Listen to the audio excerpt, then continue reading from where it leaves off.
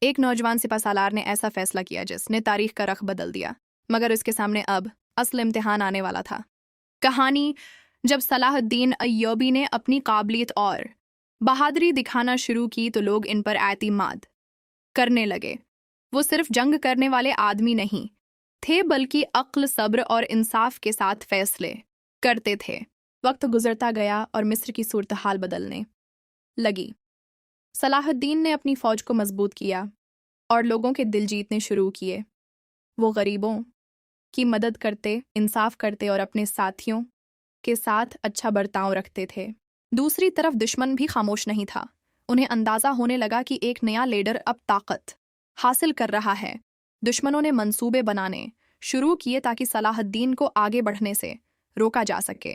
لیکن صلاح الدین کے دل میں ایک ہی مقصد تھا: مسلمانوں کو متحد کرنا اور ان کی طاقت کو دوبارہ قائم کرنا۔ کہانی ابھی ختم نہیں ہوئی۔ اگلے پارٹ میں صلاح الدین ایوبی کے سامنے ایک بڑا چیلنج آنے والا تھا جو ان کی زندگی بدل دے گا۔